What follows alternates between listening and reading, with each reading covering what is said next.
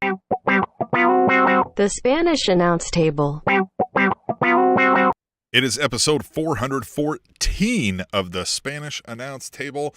It is Christmas time. It is the 22nd of December as we record this live on Thursday night.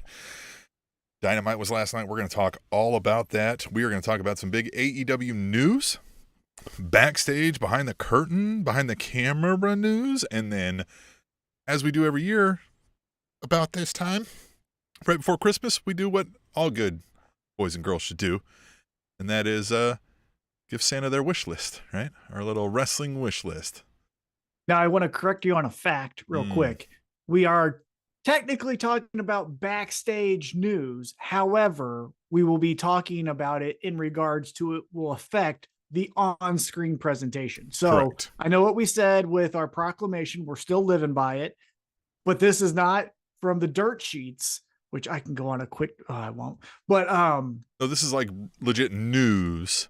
Legit news Right. that was said from the source. It was in an interview. The source said the news. So it's not secondhand or anything like that. So Yeah, I would also like to point out to everybody, last week, once again, we'd like to thank Jeffrey Todd for being our Slater Gator beer sponsor of the week. And this week's beer sponsor of the week is fucking nobody.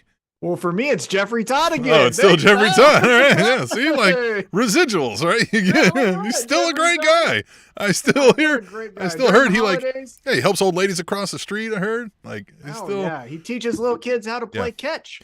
he always knows how to make the printer work when it's acting up. You know what I mean? Like he's the guy who knows how to come over and push the right button. I'll tell you about printers. He's the one guy that can teach your grandparents how to use a printer and then your kids how to use a printer, because a printer is for a specific age group. That's crazy. So if you'd like to support us, be the beer sponsor of the week, you can donate to us on PayPal. There's a link on SpanishAnnounceTable.net. We have a Cash App.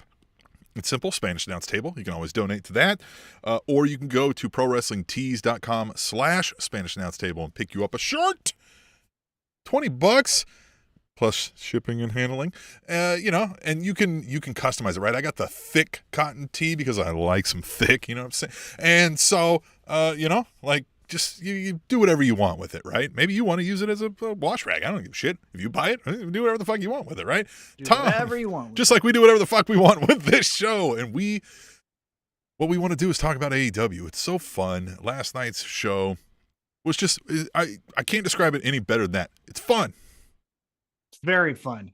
And last night's episode was also a fun one. Sometimes they can get a little, this way or that way. But generally speaking, it's a solid, to use a sports term, it's a solid double every time. Sometimes Absolutely. It's home runs. Sometimes it's grand slam. Sometimes the grand slam happens on a show called AEW Grand Slam. But last night's show was super solid. And it started off with Ricky Starks coming down. He cuts a promo. Now, one thing I want to start off with asking you is, typically AEW programming starts with a match. Right off the jump, it'll start with FTR versus the Young Bucks or whatever it is, like the big match, the Elite versus Death Triangle, the Ass Boys, right? But we started with a promo. How do you feel about the promo kicking off the show? I think if the promo kicks off the show, it's got to be good, right? Can't lull you to sleep. And this one did not. And that was the big question. All right, what do you do with Ricky Starks? I don't think anybody thought we're going to do the WWE run it back for 3 pay-per-view events, Ricky Starks versus MJF, right? We all thought this was one and done, so what does Ricky Starks do next?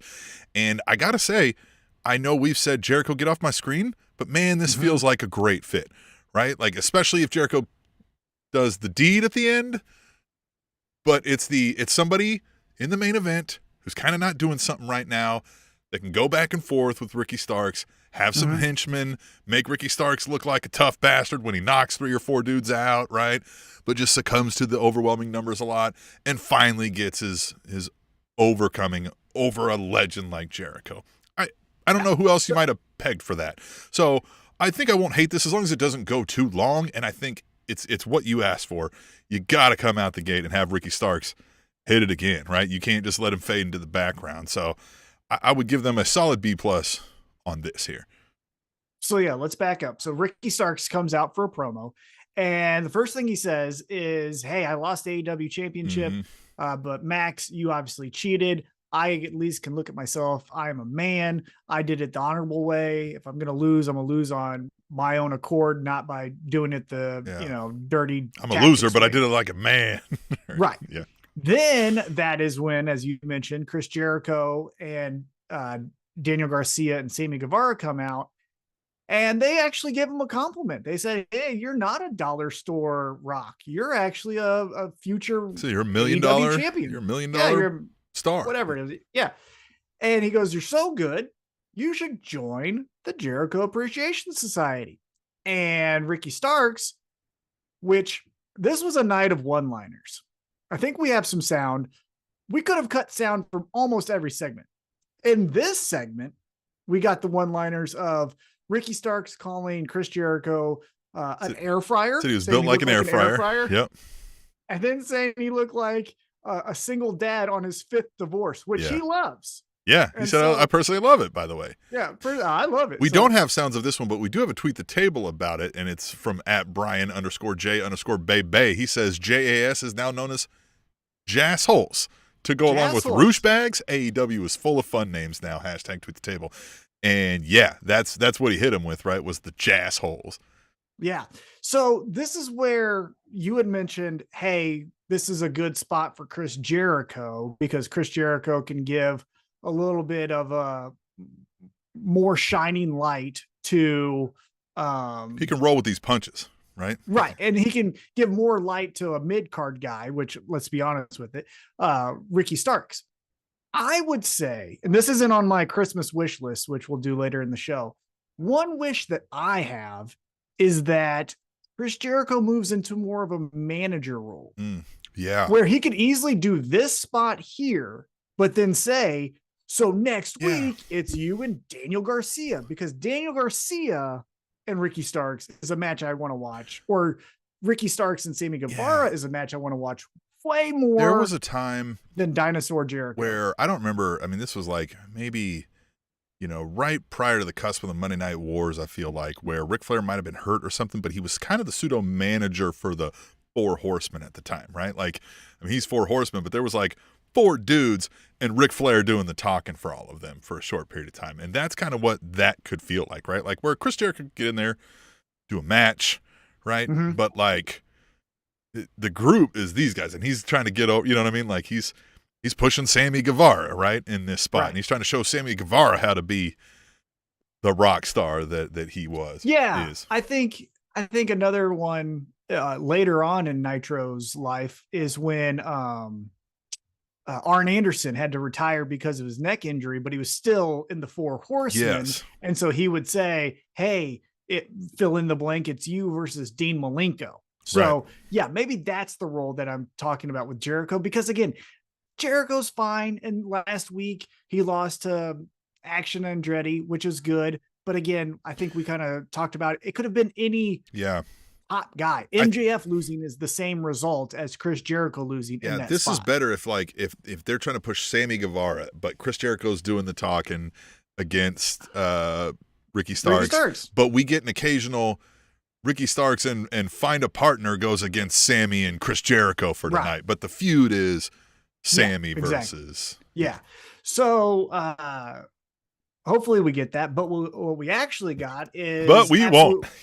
Absolute Ricky Starks proposes a singles match against Chris Jericho for the January 4th show. And it seemed like he accepted that.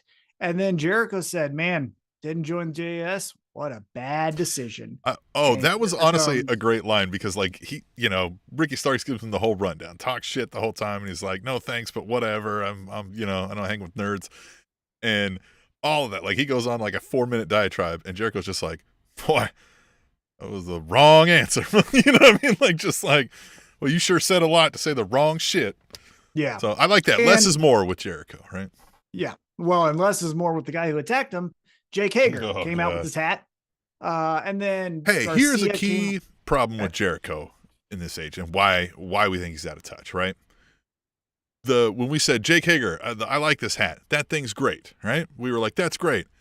That's all he said now for the last 6 weeks is I like this hat. He didn't find a news anything. No. They fucking hammer. I like the hat. I don't care. Just have him say one thing. I don't care what the one thing is. Just say it. If he has to say something, just say one thing. Well, but it's the same thing with fucking who's the one who's I'll choke you out. What the fuck's her name? I'm drawing a blank right now. Yeah. That's the only thing she says anymore. It was like, because you said one cool thing doesn't make you like off the cuff and zany. Like, come up with new shit, man. Like, you don't just, But still, it's fine. You're not Enzo. Good guy, that poor homeless man. Well, he's a Bills fan, so you know he's got it. So probably robbed a bank.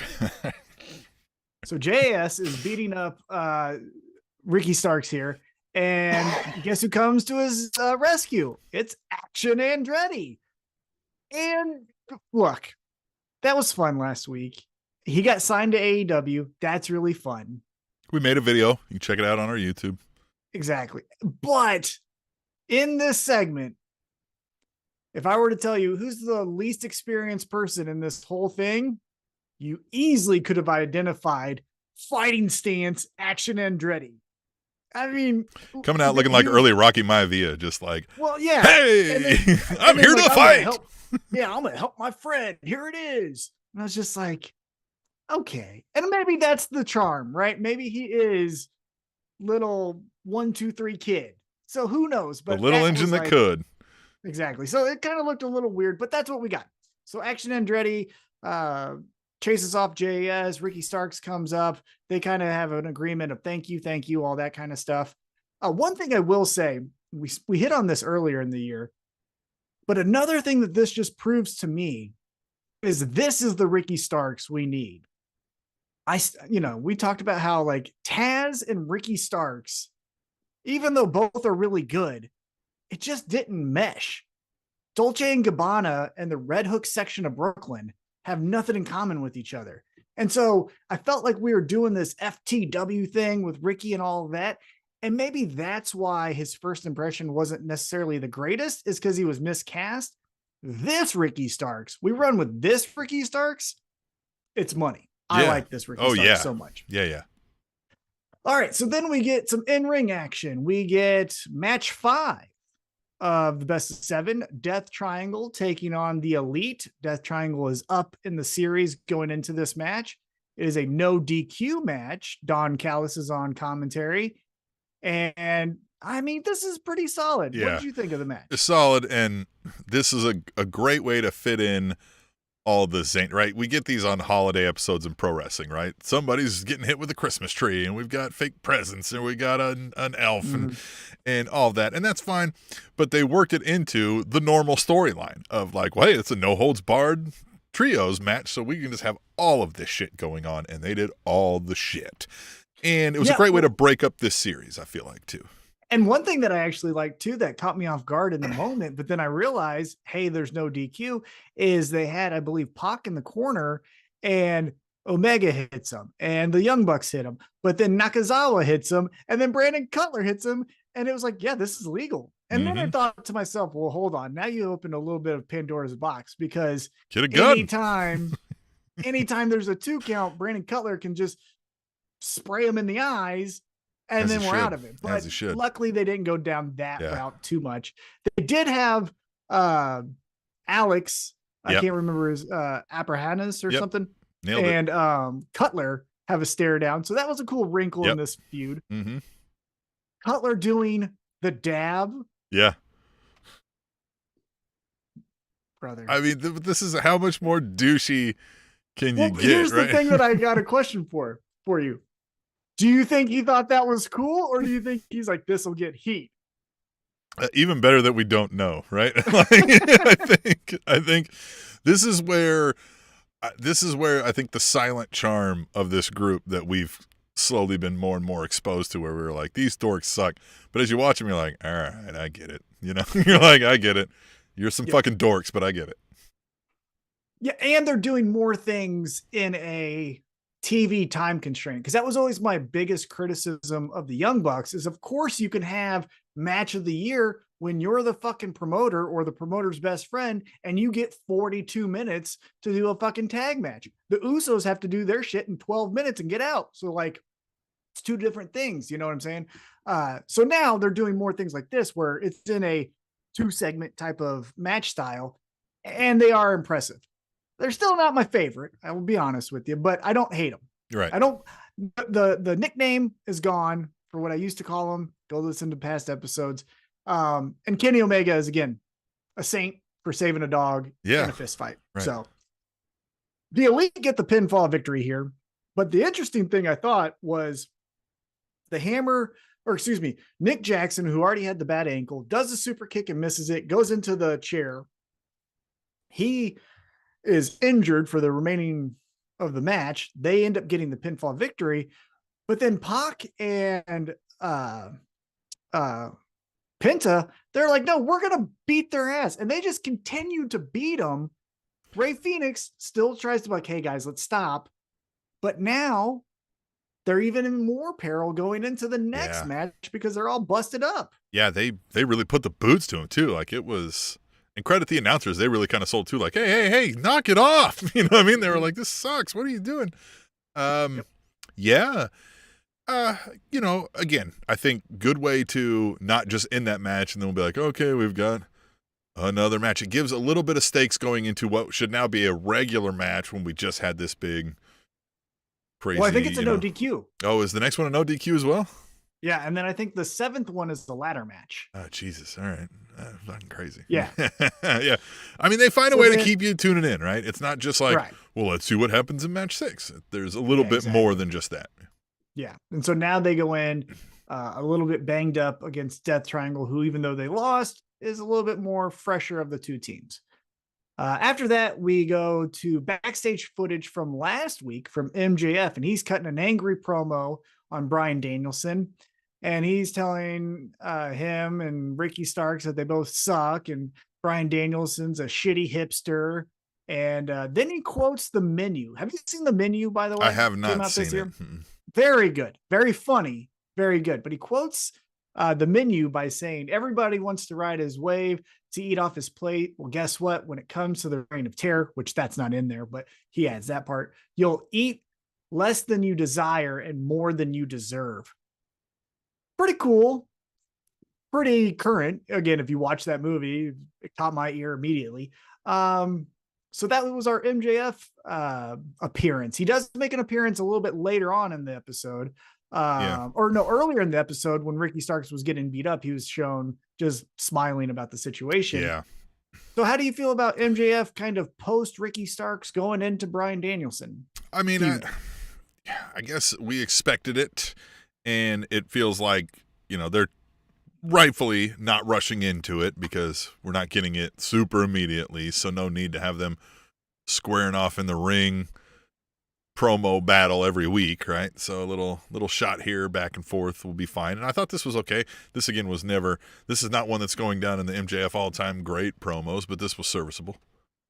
Well, and it was really cool to go back to last week because the way we left last week was MJF running up the stairs, you know, a scolded champion from the big bad wolf, which is Bryan Danielson, pissed off that MJF hurt William Regal. So I like that they followed up on it on this week's episode.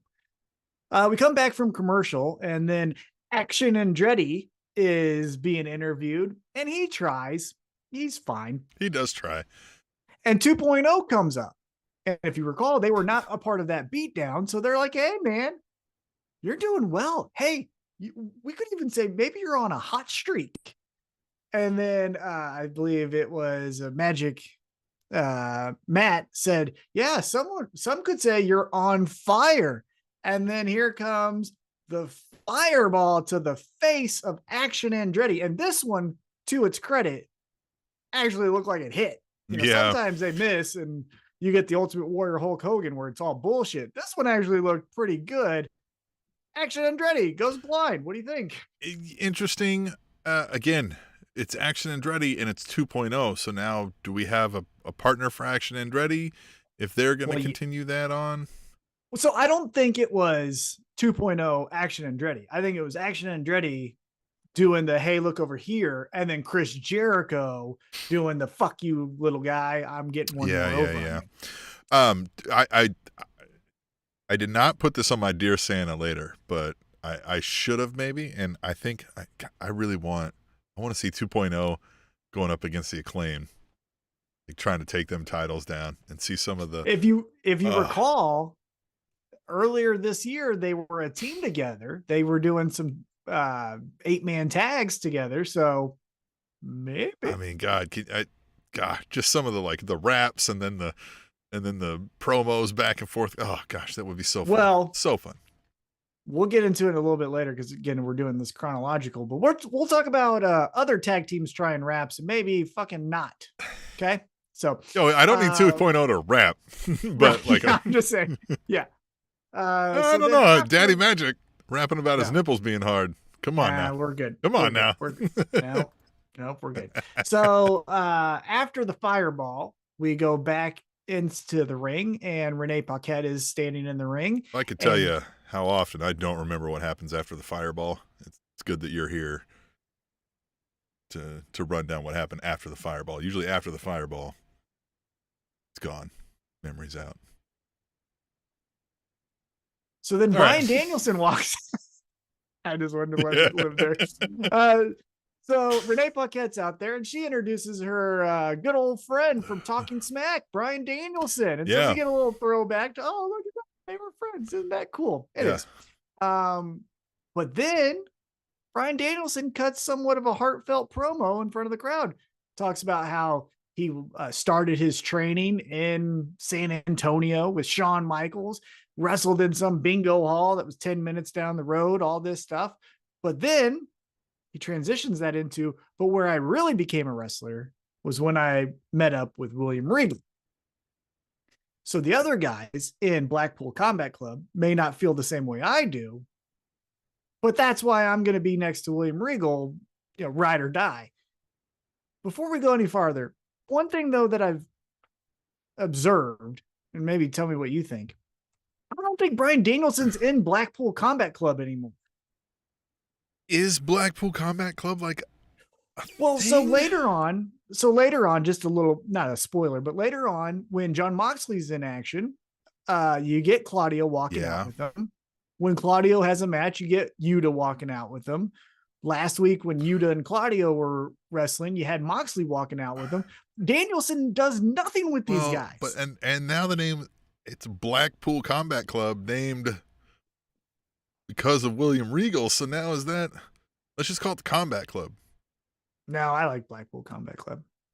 None of them guys are fucking from Britain. Fucking, who cares? So Harlem Heat was from Houston.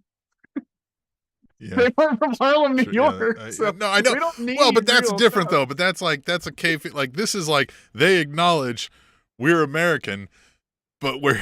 I mean, well, Claudio's not American, I guess. Right.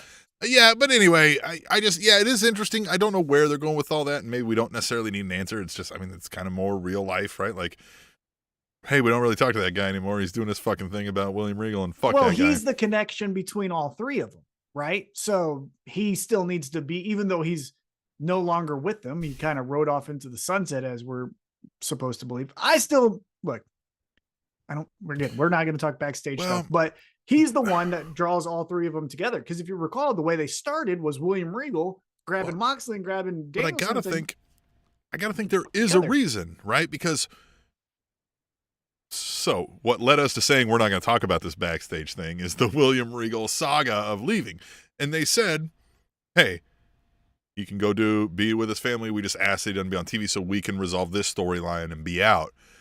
And so I got to think, like, if they're mentioning his name, they've got a resolution in mind. I just don't know what it is, because otherwise, why are we still fucking talking about William Regal, who's gone and is not coming back from what I understand? So, it just doesn't make a whole lot of sense. Also, we don't know. It also does point out where, again, people who are all like Team WWE or Team AEW, like, the companies clearly get along a little better than than the fucking fans of them do, right? Like they're amenable, you know what I mean? Like they acknowledge each other's existence and have even discussed matters before of how to like, you know what I mean? Like trade-offs and work. So like, just calm down a little bit. But like this is interesting to me though. It's like, it feels like we're not getting anywhere with mentioning William Regal, but I feel like by mentioning him, they've got to have an idea of doing something with the mention. So no, I think it's just a way to explain why he's been missing. He was with William Regal, who was in the hospital. So that would be the reason why he ran late into the last week's show. So you just think we never hear his mention again? Right. I don't think we're good, because he quickly transitions into, hey, I've been listening to everything you've been saying, MJF, about me, about Regal, about all of this. So your words have some consequences. So get your ass out here. Enter Stokely Hathaway and all ego Ethan Page. And another great one-liner here. We'll get to it in a second. But Ethan Page essentially says, and logistically it makes sense, or logically, excuse me, it makes sense. Hey, I finished in the final 2 of the tournament to get a chance at the winner, or a chance at the champion. I finished in the final 2. Well, he kept asking. He said, did Bryan Danielson do that? And Stokely's like, no, he did not. Guy, and this fucking guy did none of it. Did none of that shit. He gets to cut the line. Very valid point. And then Stokely Hathaway is like, hey, you little vegetable was mentioned, I think, by Ethan Page. And then Stokely Hathaway's telling him to go shop at Trader Joe's and get all of his bullshit. All the while, the crowd is damn near drowning out Ethan Page with shut the fuck up chants.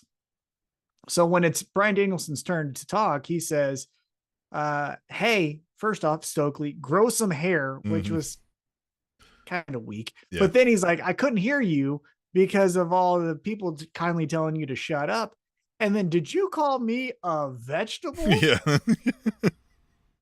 And then we get one of the lines of the year from Stokely Hathaway. You raggedy bitch. You raggedy bitch. It was said so almost like it wasn't meant to be said. Like, you raggedy bitch. Yeah. It wasn't.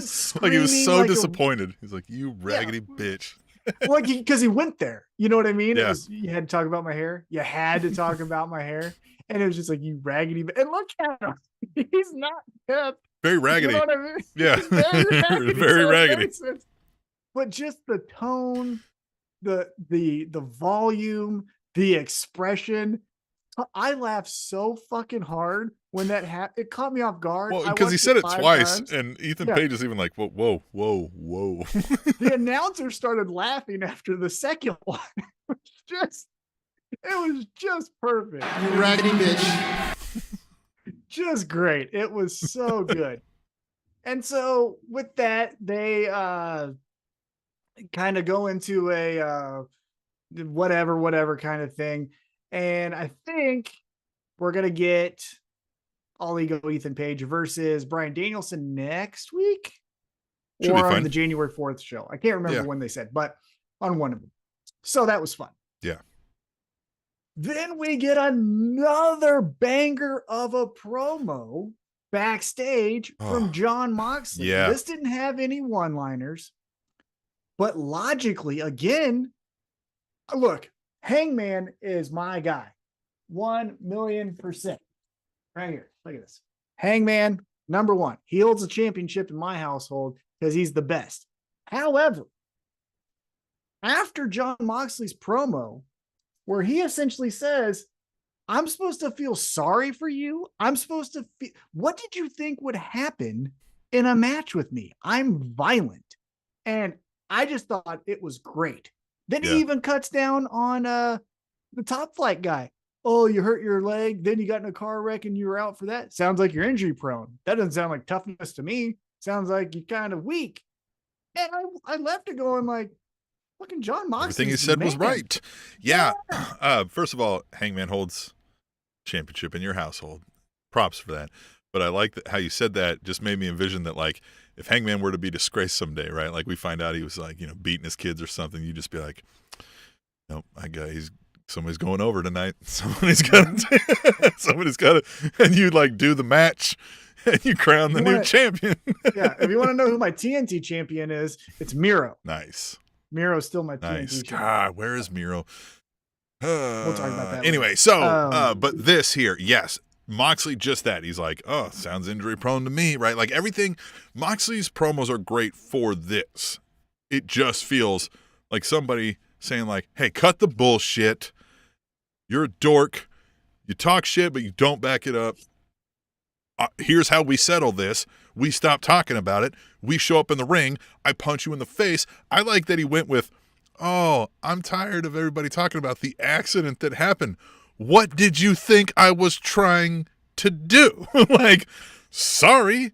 It just says you're not tough, right? Like this wasn't, oh, poor Hangman. You just lost. Like you're like, I mean, yeah. So what say you, Hangman? Right? Like that's what I'm left with, and I love it. I love it.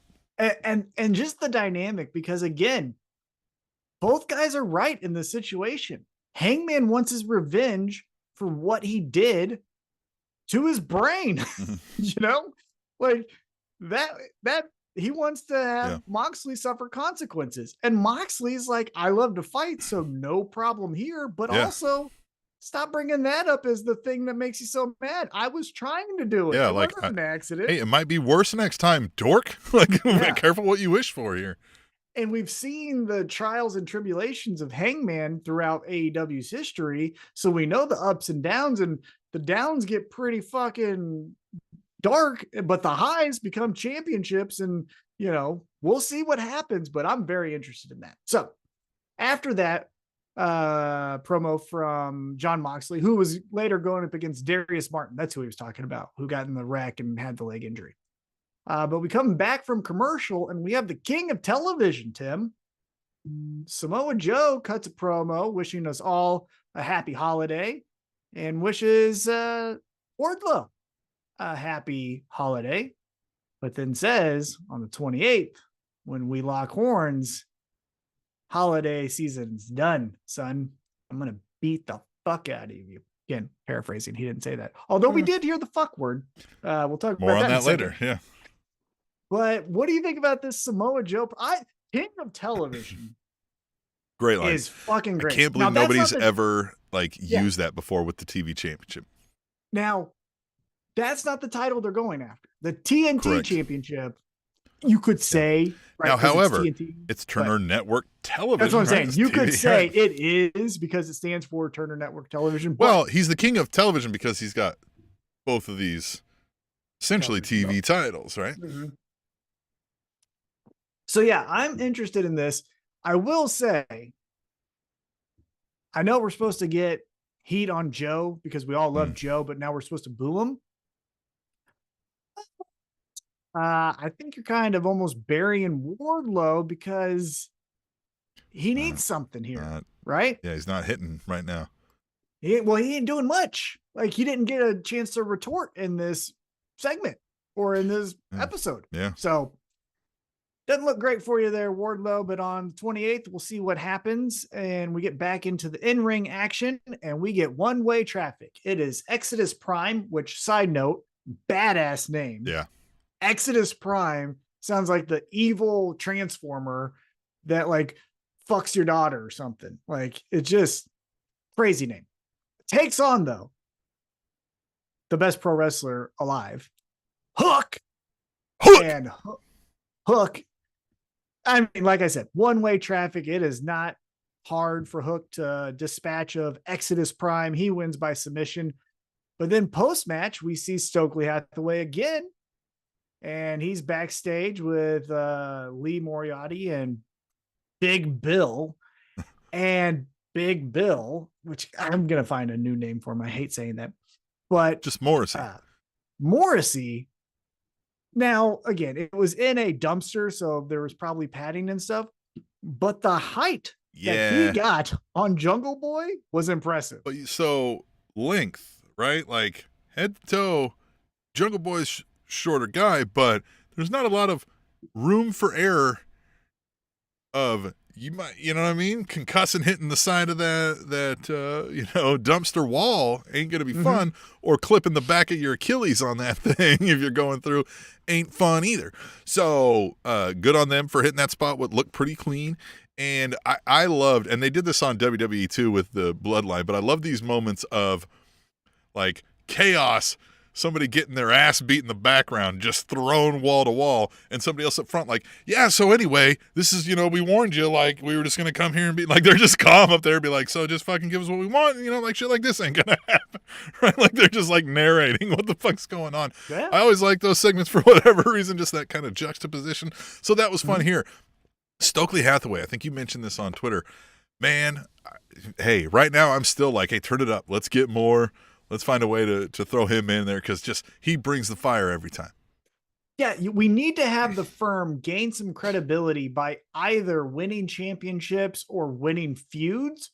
And then if that's happening, you can get not to the same level. Look, Paul Heyman has done 40 plus years in this business of ECW, WCW, WWE, Brock Lesnar. Now his body of work is off the charts. But what I'm saying, he's got 4 decades on him. Yeah, but what I am saying is that vibe of, oh shit, Heyman has a microphone, I want to listen. I think we can get with Stokely Hathaway. Well, if we put him need to have some credibility on, so where Heyman was able to shine more is whether through his own, behind the scenes selection and politicking.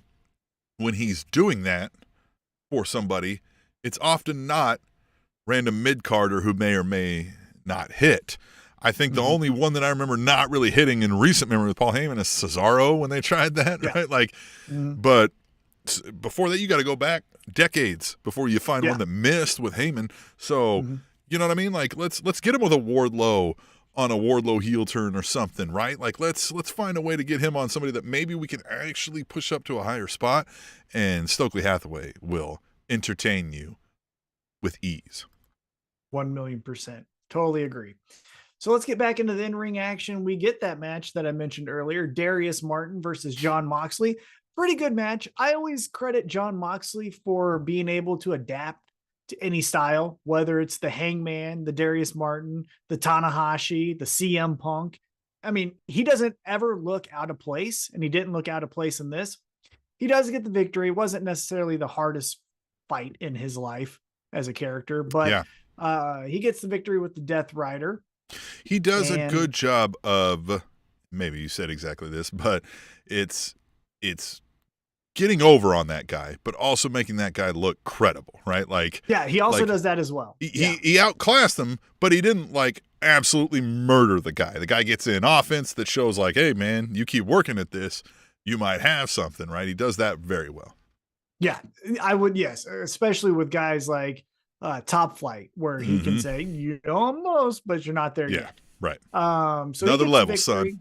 Yeah. Another level. So he gets the victory. We go to break. We come back. We get a vignette. The next chapter is revealed in the Book of Hobbs. And Powerhouse Hobbs talks about essentially his rough upbringing, talks about being shot, which I kind of want to be like, where? You move pretty easy for being like, I know people who've been shot and they don't walk normal.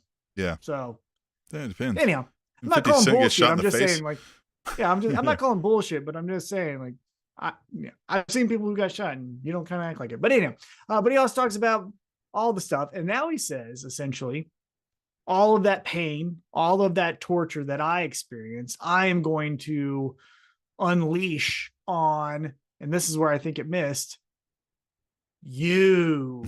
And that's where we need to, this is why that trope has been used 1,000,000 times, right, Tim? Like 1,000,000 times we've seen, you're going to feel my pain. Mommy and daddy didn't love me, so I'm coming after all of you.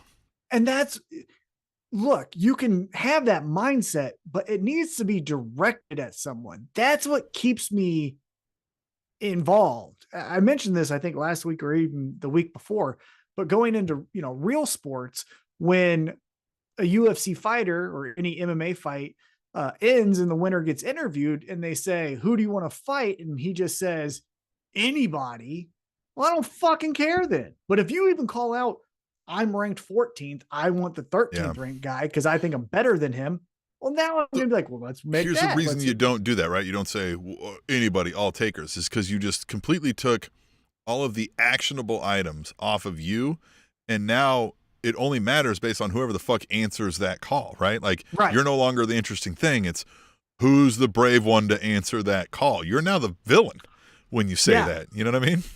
Well, who it was Aleister Black. Remember with the one who knocks? Yeah. It was just like, fucking get out of the room. Well, and it was all reliant on who answered. And Cesaro answered, and we were kind of like, oh, okay. Fine. Because, again, Cesaro's fine. But if that was John Cena that answered that call or whatever, we would have been like, oh, shit, here we go, right? Yeah, so I like that would have been weird if it was John Cena, but, you know, I would have loved it. It would have been better than Cesaro. So.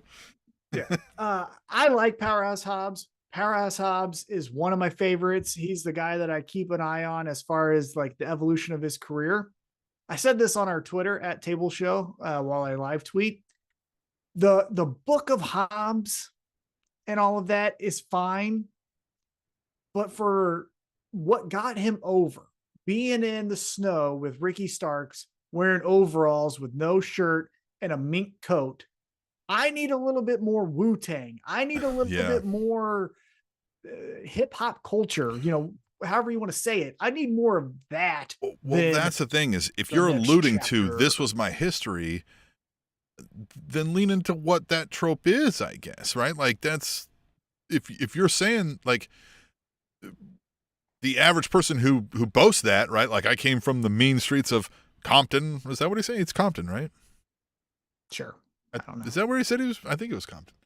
I don't fucking know. I'm sure we'll get somebody on the social media say, "Hey, idiots!" Fucking, you know. But whatever. Sure. But from those areas, right? Those urban, like rough, gang-ridden areas, generally are that, right? They've got the swag, but they're also like, take no shit. I run this thing. You do what I say, and this is how this party goes down, right? So that's a little more of what I need.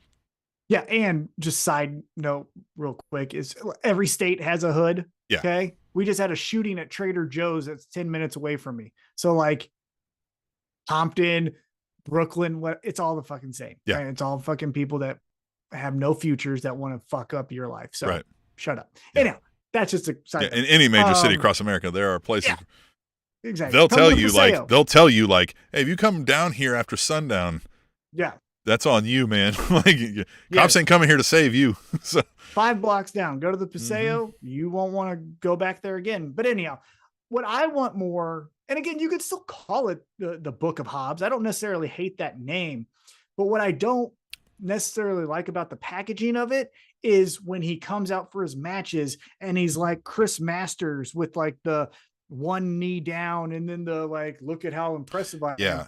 I would prefer just like some swagger, right? Just some like my coat. Yeah, just the like, who's stopping me, right? The like, who's gonna get in my way? I'm a powerhouse. Come at me. You know a thing he could steal from that I don't think the younger generation would maybe pick up on. We would, and I think we would enjoy it. But be Debo from Friday, where you're just taking people's bicycles, you're taking people's lunch money. Yes, that's exactly the packaging. Debo, right? Like just that. That's what I mean. Like coming around being like, oh, what's going on? What do you guys got for Powerhouse Hobbs today? They'll be like, what? And be like, what do you got for Powerhouse today?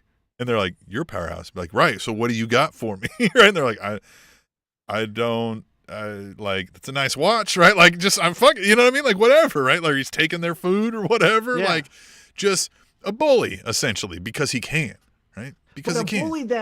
A bully that isn't a meathead, right? Yeah. Like Ryback was a bully, but Ryback was but much more self-aware, right? Yeah. Ryback was protein powder and I can do more push-ups than you. I want more like Debo where it was like, no, the watch is mine. Your necklace is mine. Because you know it is. Like, thing where it's like, he knows he's a bully, but like, it's like, hey, look, we all know how this ends. So please don't like, why waste both of our time? Exactly. When like, why make me beat you up and then take your lunch. Exactly. Because we know I'm gonna. Right.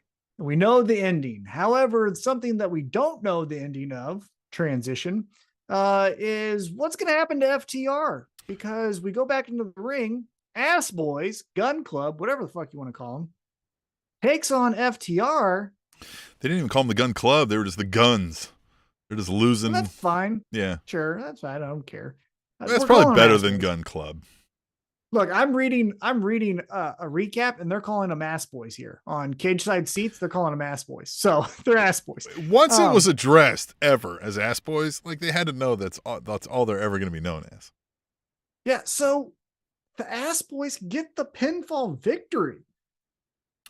What? Yeah.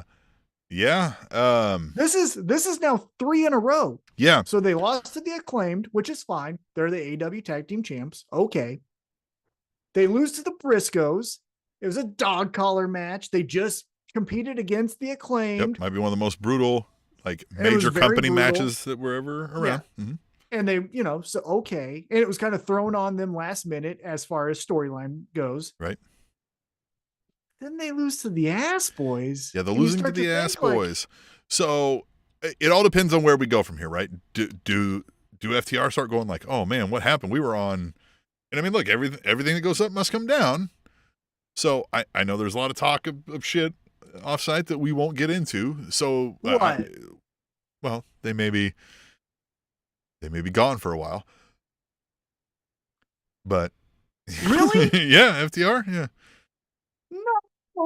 So anyway, well, maybe we'll talk that amongst yourselves, but you don't even have to have that for this like string of losses to be a thing, right? It kind of makes sense. Hey, we've got all the belts in the world. Not everybody's Roman Reigns, who wins 3 years in a row. You lose a couple, right? The Chiefs almost lost a couple, but they still win their games. But but I made Tom work. Quick side quest. FTR, you're watching. Thank you so much, Cash and Dax. Yeah. Big fans of the Spanish Announce Table. And thank you so much. And Dax, I saw that you just started your own podcast. Congrats. If you want us on as guests, definitely will do it. But if we're flattered. If you guys think that going back to Triple H WWE is the fucking answer, brothers, you're wrong. In fairness, it may not even be that. It may be like from what I've read, there may be, again, God damn it, we don't talk about this, Tom. Okay, that's all I said. We'll talk about it. Don't go back to WWE, but I don't think maybe that's necessarily your worry, but you may not see them as often on AEW for a while, maybe.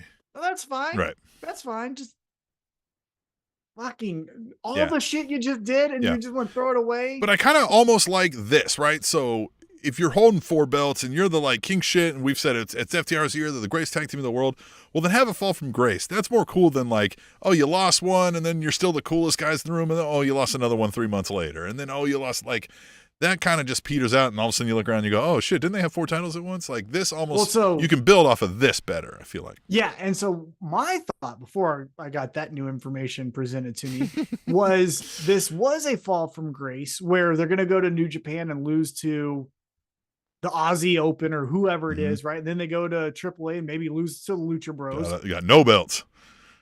And then that's where, hey, 2022 was babyface ride and everything's great, but we didn't accomplish everything doing things for you, the fan.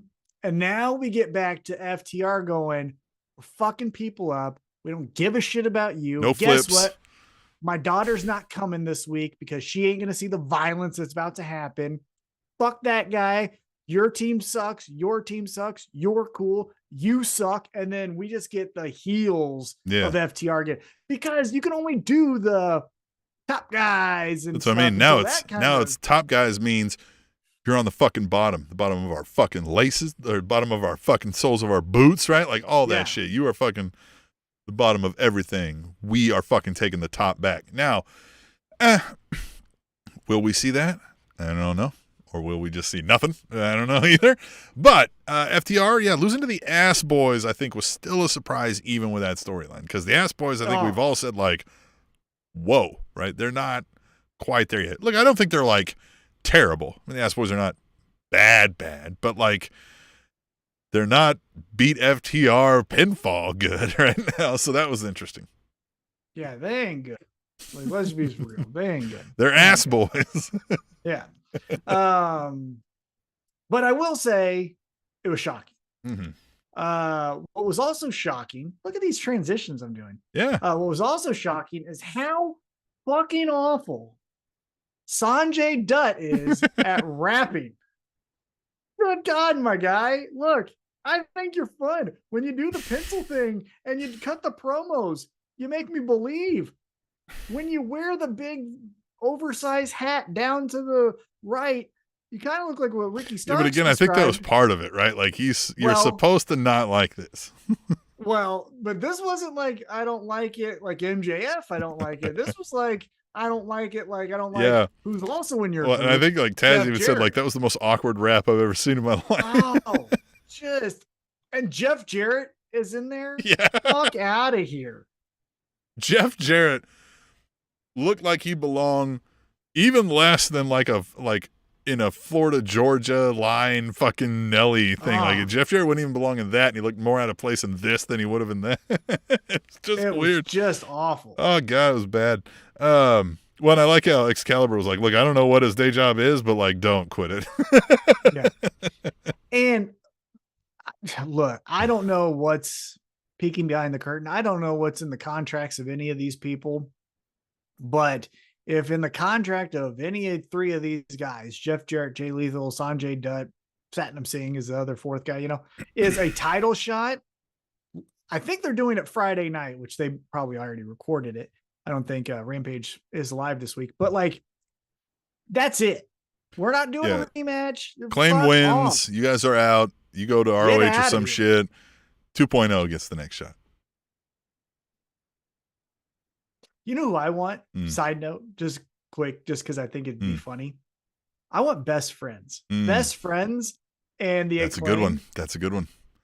Because and I didn't put this in the notes and I didn't see it here either, but they're talking about the $300,000 battle royal, and the Best Friends cut their promo. Yeah. And Trent's like, I'm going to buy my mom a house. A house. And then Chuck says, I'm going to buy a chainsaw. Yeah. And then Orange Cassidy goes, I'm going to buy Trent's mom a house. Well, I love how he just delivered that dead. And nobody reacted to it either. They just kind of kept the thing going. Chuck loves chainsaws. Right. And he was like, and so next week, like they just were like, yeah, that's normal. Yeah. And so the weirdness of the Best Friends with the fun one-liners of the Acclaimed, I think would be great. But that's just anyhow, get Jeff Jarrett and Jay Lethal and Sanjay Dutt. Please get Jeff Jarrett out. Dude, I swear. Out of here. Look. Elon Musk shows the power of a poll. Let's put a poll out on Twitter, AEW. Who wants Jeff Jarrett to show his face ever again on AEW television? And you will be shocked at the results, Tony Khan. I know you're watching. Just try it. Just try it. Oh. Ask the folks on your Twitter if they would like to see Jeff Jarrett ever again. And I bet you'll get in the 60+% or more of a no 80. Thanks. 80. No thanks. Probably, yeah. Now, if you did another poll with the next guy that was in the ring. The transitions, Tom. I like it. Transitions. 100% of we want to see him come back. We had Tony Schiavone in the ring with Rick Ross. Ooh. And look, Rick Ross is weird. He's silly. He has a conspiracy against almond milk, which is weird in itself. His music was great in 2010. And he's fine. Lost a lot of weight. Looks like it's coming back. But, he's Rick Ross. But in this segment, I couldn't get enough of him. He comes out. He introduces Keith Lee. Keith Lee walks out. And then he's just ad-libbing, just bullshitting the entire time. Oh, I got the young legend coming out. And he's like, Swerve, come on, get out here. No music hits. So then Rick Ross just buying time. He's buying time.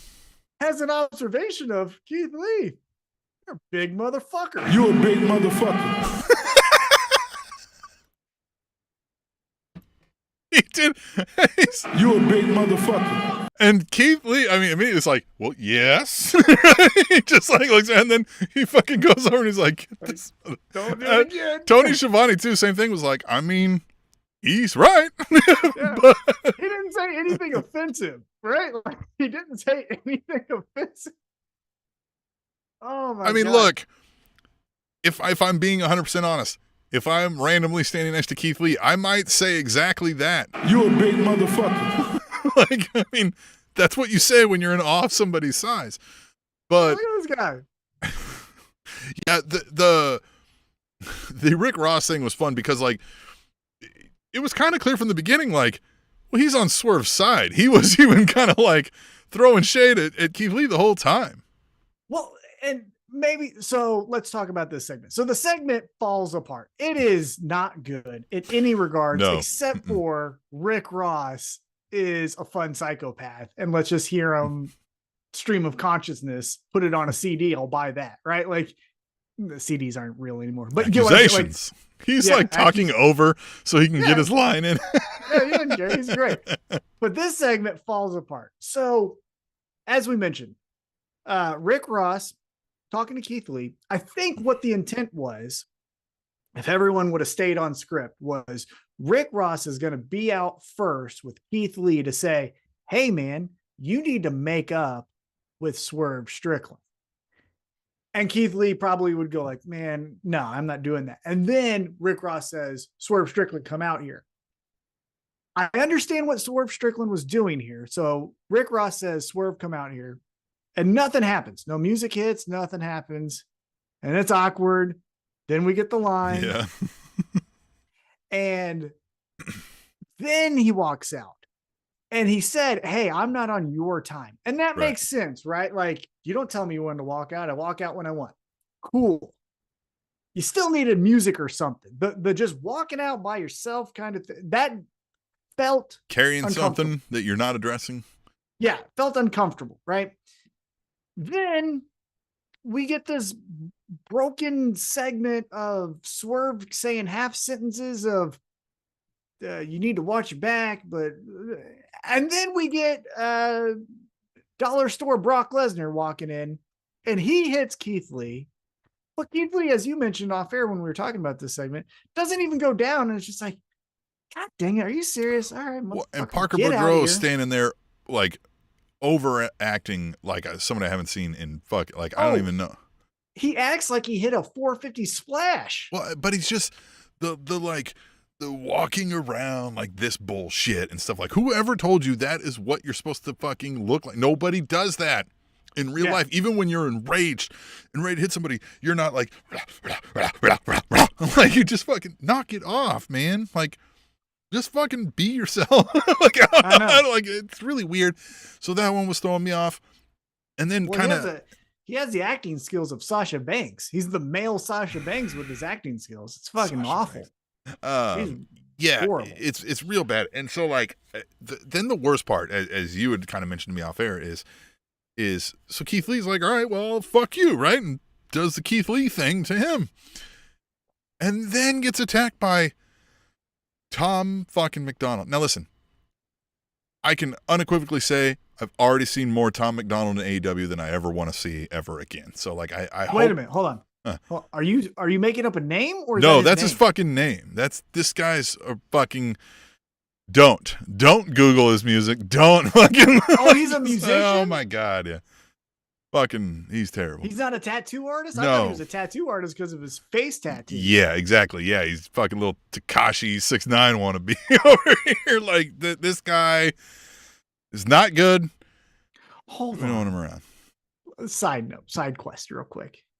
So, does he go by a different name, like in his musical career, or does he go by Tom McDonald?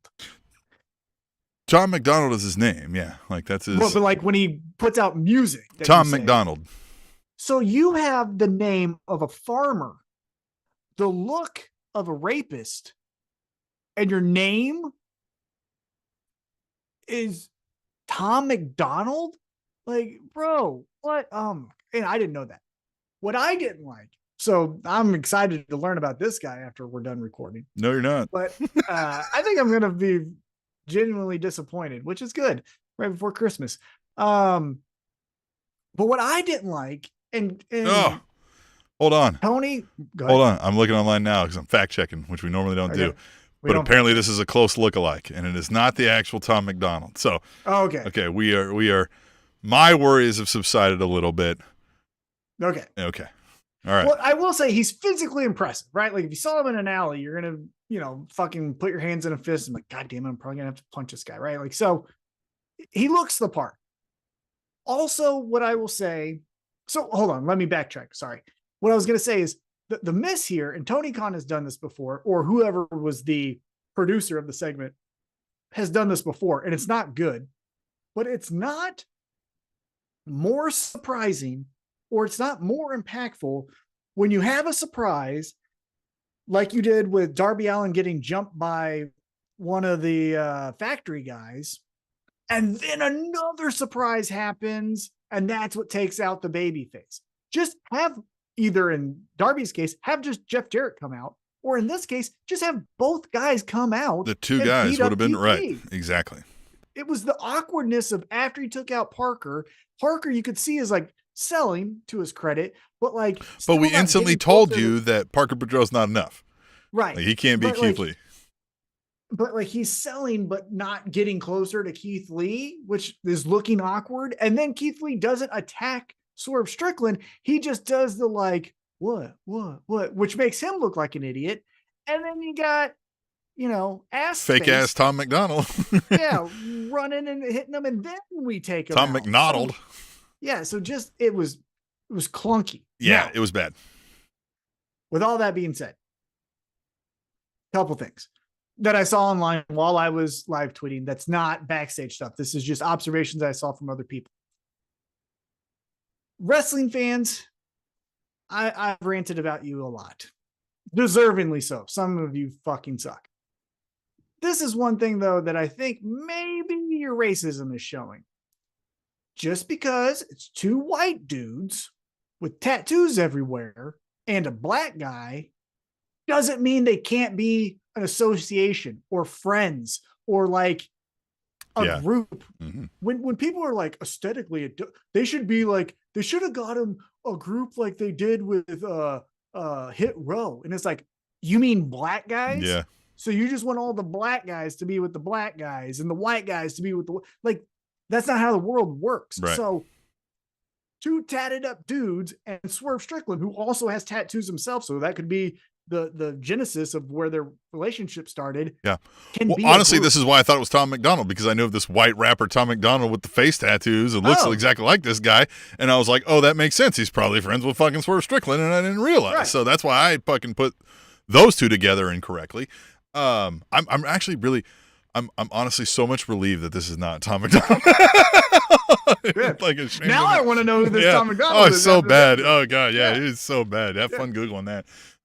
So we're Mogul Entertainment or whatever, but Rick Ross was then like hyping it as we kind of can progress this. It was still clunky, right?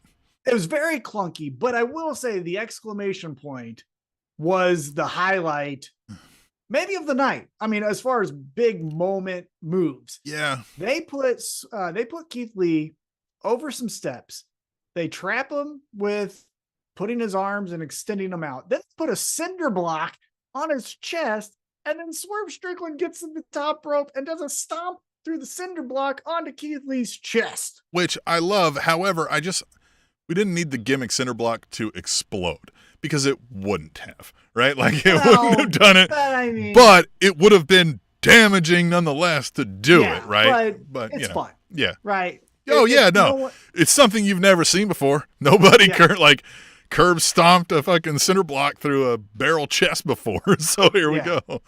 Yeah, it's one of those things that I excuse, like in action movies, no one walks away from an exploding car, but it looks fucking cool. Right. So it was fine. Well, here too, like if they didn't gimmick it up, that would probably really hurt. So it needed to explode from underneath them. So totally fine with it. Right. Yeah, definitely. It's like the beer bottle that breaks on the actor's head, right? They don't do that. Like that doesn't fucking happen. Quick side note. completely unrelated, but made me think about this. Did you see Willie McGinnis, the former NFL player that played for the Patriots, got arrested for assault in a restaurant? Yeah. Did you see the video? No. Did he actually do that? Yeah. So it was another guy that was beating the shit out of this one guy. And he started, he swung on the guy, missed.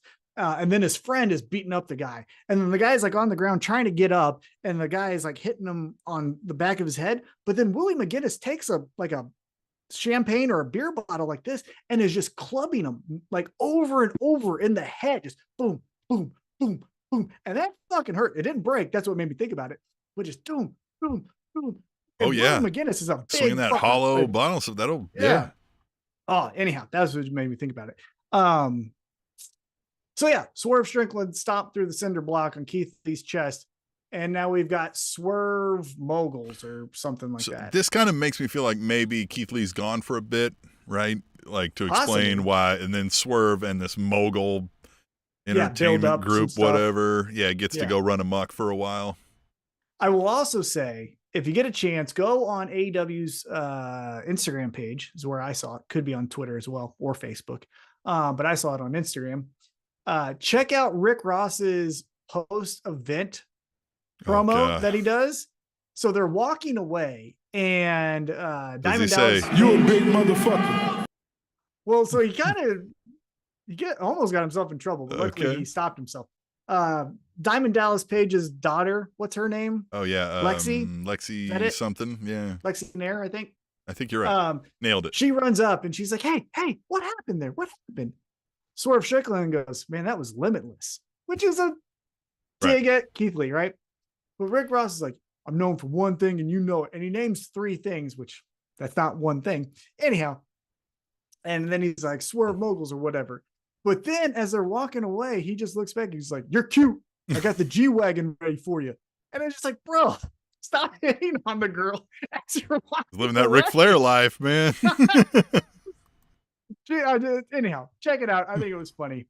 But yeah, so then we go to a commercial break. We come back. As we mentioned, we do the promo with Best Friends, Dark Order. Dark Order has their promo with Hangman Page there. And Dark Order even says, like, "Hangman, we want to win this thing. Don't fuck it up for us because you know who's there." And Hangman's like, "Who?" And they're like, "Moxley." And he's like, "Oh, and Friday?" He's like, "Oh, Friday? Oh, okay, I'll make sure I'll be ready." And it's like, "Hangman, like, you're going to fuck this up for us, aren't you?" Like, know it, but of them, so get it. Yeah, I like that. They're good at those little, like, little tiny little things that lead to the next thing. I like that. Yeah, because I think they're genuinely friends, and so they're just like, "What would we do if this was a real situation?" So I think, it was perfect. Mm-hmm. And then Tim, it's right before actually, let me correct myself. It is the main event. What the hell? This is cool. I was so genuinely shocked and surprised and thrilled that the AEW Women's World Championship match was our main event. Mm-hmm. And mother of fuck, this was a match. Well, and this makes sense that this would be your main event, right? You have a current champion against, is it your longest running AEW Women's Champion still? Sure. Maybe. I don't know. Like number 2, if not 1, right? And so no other like title match was going on like that, right? So that's where it made sense is, hey, you don't have another high profile title match, so the title match should go on last. Like, again, to steal from the UFC, you may have 2 title matches, they'll be the last 2, but if you don't have any other title matches, the title match is your main event. So, and this was hard hitting. Now, we've known Sheeta to be hard hitting. We've seen it. Oh, and Hater's whole persona is of that, right? Like, I'm going to come in and knock your fucking head off. So this delivered on that front. Oh my God, Tim, hyperbole is used often in pro wrestling, and especially in podcasts, because we love the clicks, and please pay attention to us. We want your attention. Please, eyeballs on us. Like and share. Like and share, comment. Yeah. Whatever you want to do to this video. Yeah. Donate, whatever, right? And so I don't want to get too much prisoner of the moment. However, the build, the upward crescendo to the finish was perfect. It was got your attention. We're fucking hitting each other. Boom, boom, boom, boom, boom, boom, boom. We're still doing big moves, but we're building it up again, right? So we got your attention. You're hooked. Whoa. And then big moves, but nothing crazy, but big moves, big moves. Britt Baker gets involved. That gets a false finish. So then we're getting to where this is probably the finish. They ended the match as the crowd was chanting, "This is awesome." Mm-hmm. That's how you fucking do it. Too often in pro wrestling, I don't know who it is, but like they do the "This is awesome" chant, and then they add 9 more minutes, and it's like, bros, or in this case, girls. This was awesome. This was awesome. 9 and this match, right when you got it, and like you're into it, and you're like, what the fuck? They even want more. And that's perfect. That like I can't think of a match. And again, this isn't my favorite match. We're gonna do our favorite matches next week. Yeah, it's not necessarily my favorite match of the year or anything like that. But I think you're right. I don't know of a match that ended on the "This is awesome" chance. It was perfect. Mm-hmm. Like when it ended, I almost started clapping. I was like, "That it's like a movie." Yeah. So like, now, though, if we ever get this rematch, like we're not going to be like, "Oh Jesus, what more could they do?" Right. Well, now we wanted more, and we, got stopped right at the crescendo. So Hikaru Shida ends up losing to Jamie Hayter. Jamie Hayter retains her championship. After the match, DMD, I guess Team DMD, is that what we're calling? Sure. They're beating up Shida. Bitch, why'd you make me work so hard? And then Toni Storm, who we were told is still not medically cleared, runs down to make the save. Well, it's still 3-on-2, so we're beating up on both of them.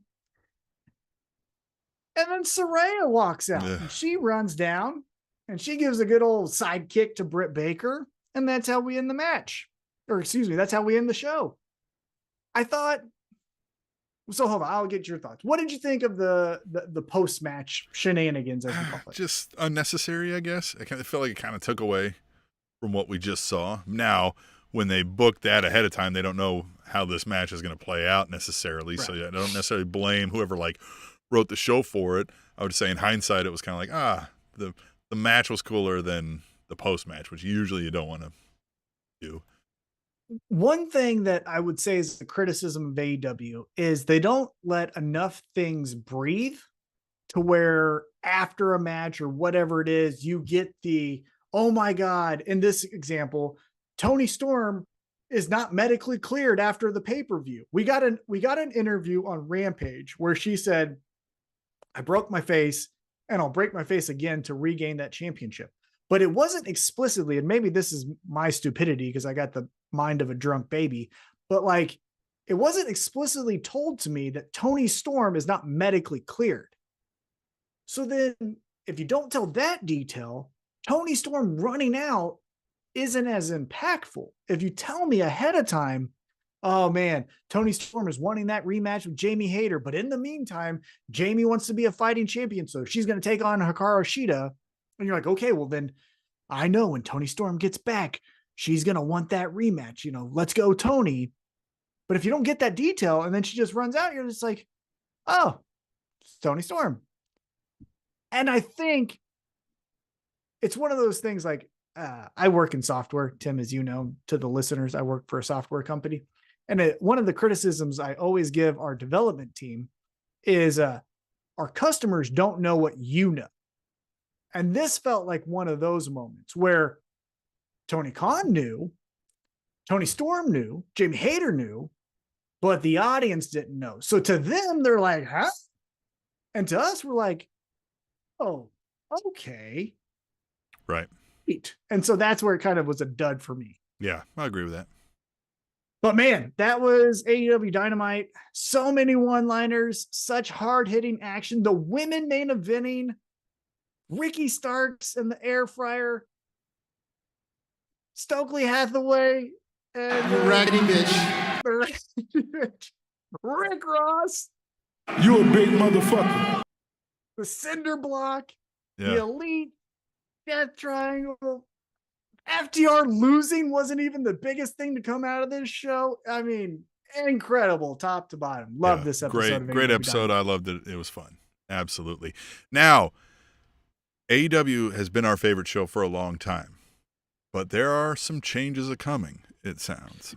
Yeah, so let's get into it. So, what about that transition, motherfucker? Your transitions are all that come on. You always do great. You always do great. Yeah.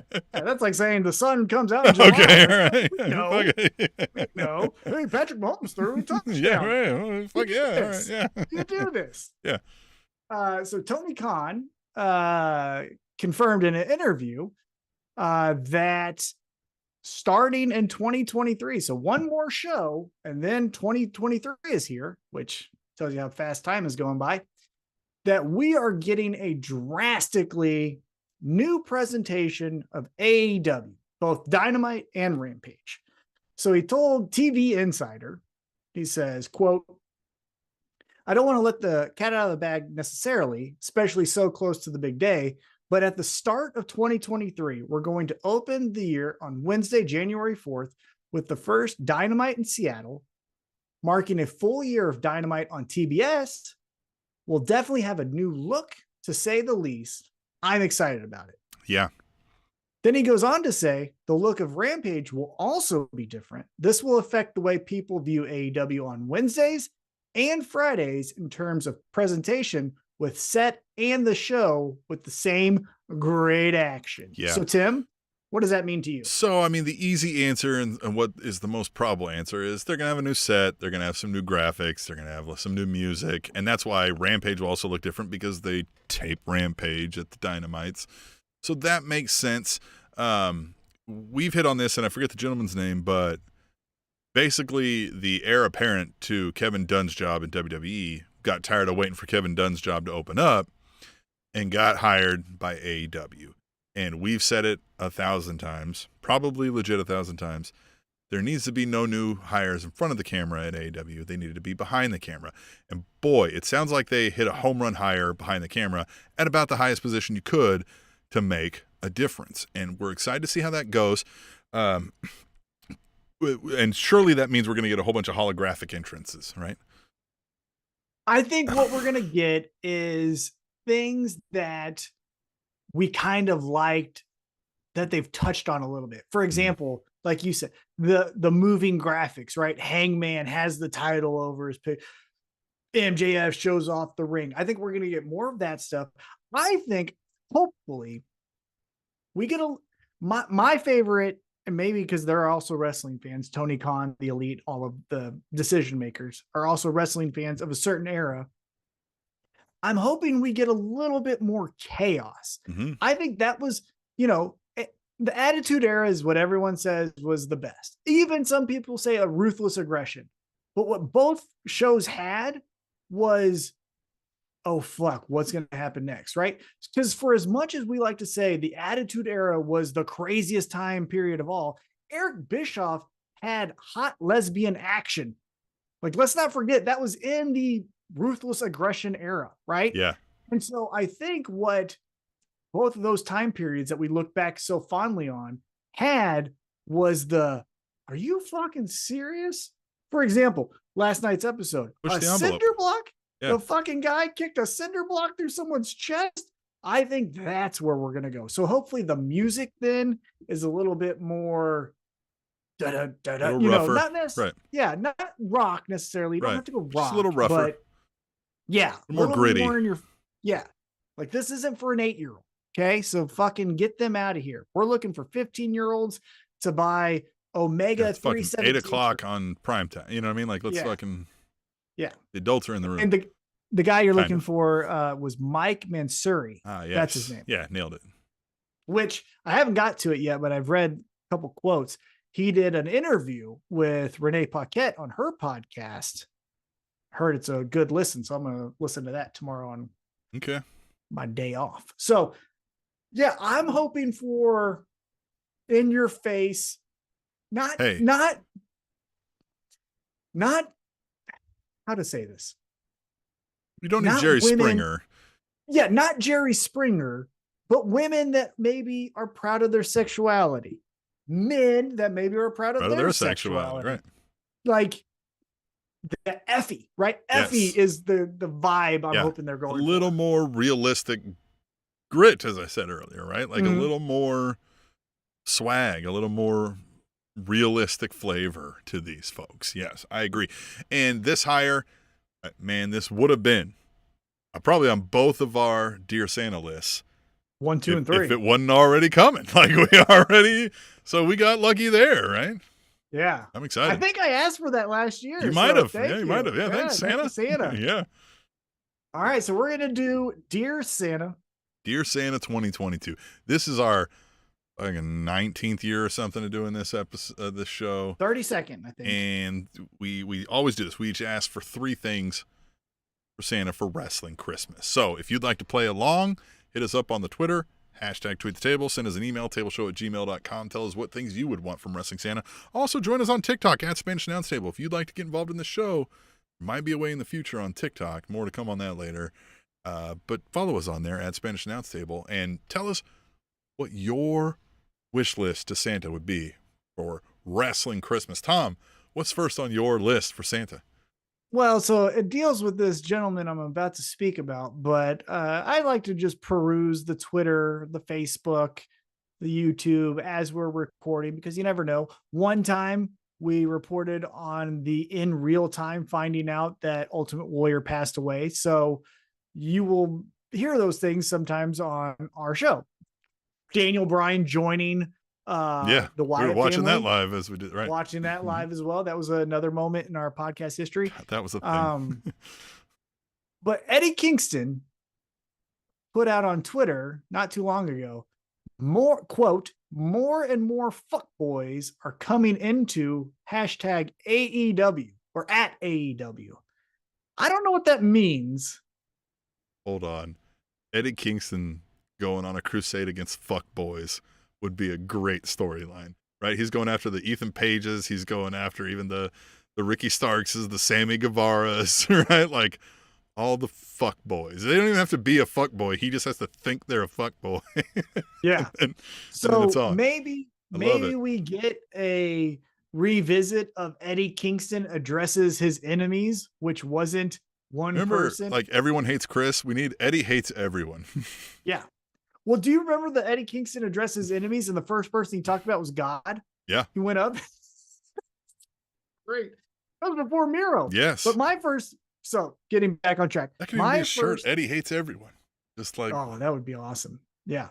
My first Santa wish that I've got for 2023. Santa, I wish that, as mentioned, Eddie Kingston this summer at a pay-per-view or AEW Dynamite special event beats MJF to become the AEW World Heavyweight Championship. The hot ask. I want that. And I don't want Eddie Kingston to beat Danielson. I don't want Eddie Kingston to beat Moxley, which you want to beat MJF. Kind of cool. I've talked about it in the past. I want my Ric Flair and MJF and my Eddie Kingston, Dusty Rhodes. And those two feuding for a long period of time with the payoff being. I wouldn't hate that. But we need that in like late summer because I want MJF to have a decent run. That's what I'm saying. Summertime. I don't want this to happen in February. This is like August, September, July, August. Yeah. Somewhere in there. All out, right? September is all out. So somewhere in there. Ooh, that'd be a good spot. Good Eddie build Kingston for that. becomes your AEW champion, defeating MJF. Okay. I like it. All right. My first ask of Santa, my first wish on the list.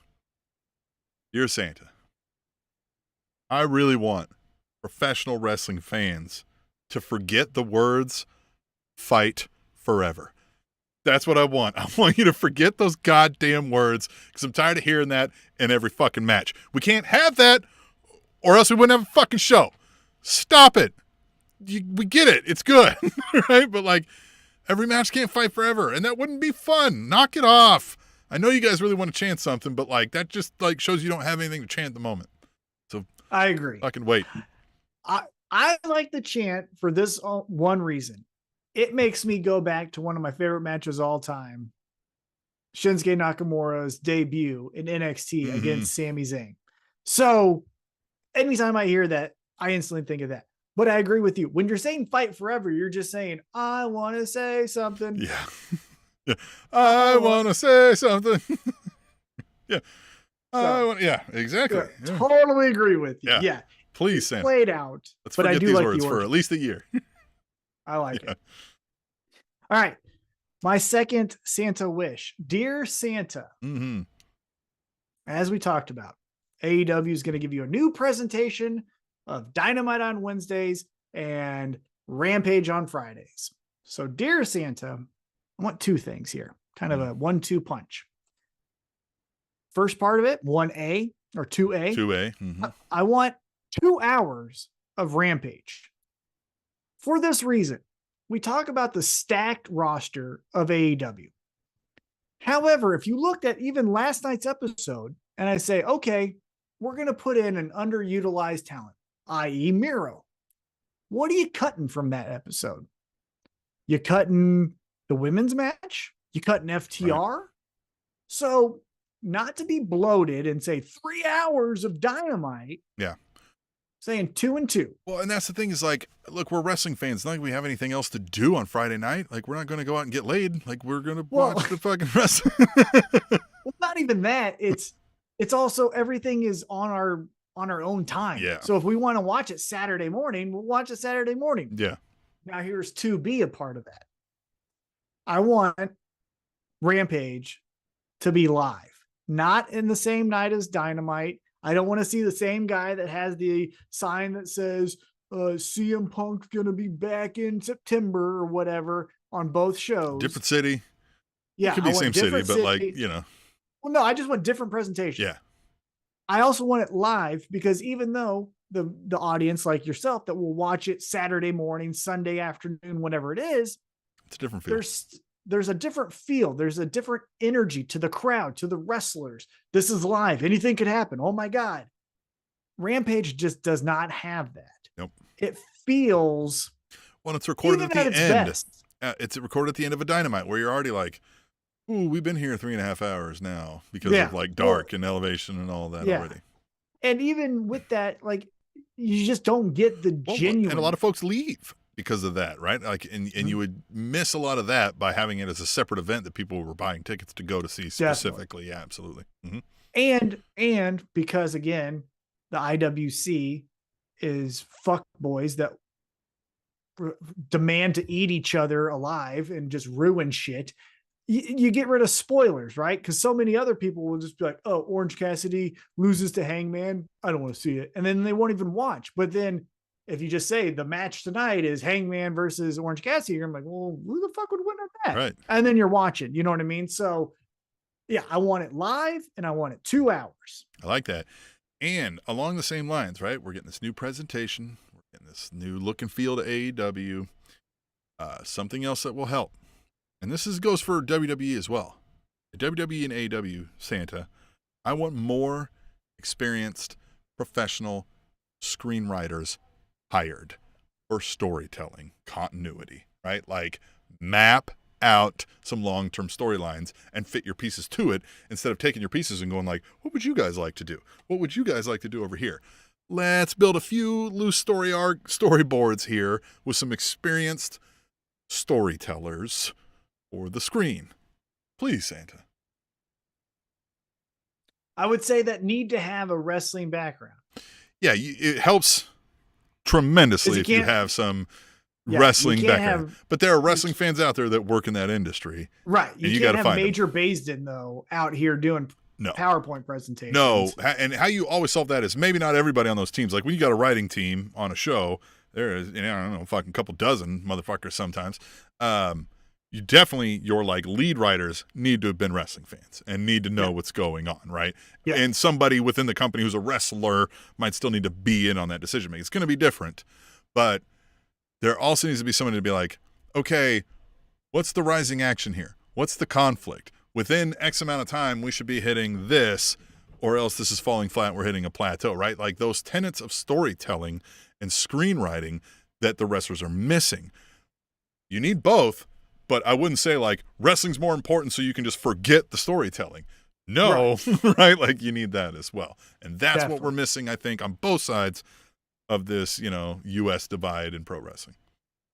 Well, and New Japan too. Yeah, well, I'm sure. Yeah, but I never really watched it, so I don't know. But yeah, just a little more of that, right? Like who's thinking of what's the payoff? What's the plot? What's our 8-week timeline here? What are we getting to? How are we going to get there? What's the twist? What's the sudden action that happens? That kind of stuff. I like it. All right. Here's my third and last one. And this is probably the most far-fetched. This is my Christmas story, BB gun ask of Santa.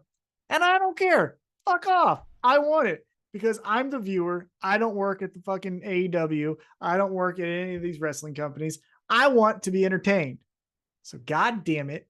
Give me at All Out in Chicago, FTR and CM Punk versus the Elite. I want the madness. I want the chants. I want the fuck you, Punk. Let's go, CM Punk. Fuck the Elite. Can that be the last time we ever see CM Punk? Then I'm down for it. Sure. Yeah, that needs to be. That needs CM to Punk's happen. retirement match. Let's do it. But like FTR, the Young Bucks, they're 1-1. Now we do a trios match with both tag teams.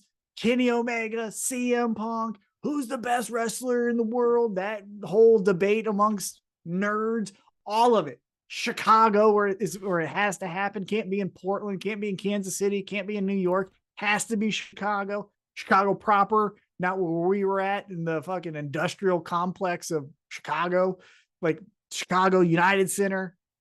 Fucking make it happen. That my God.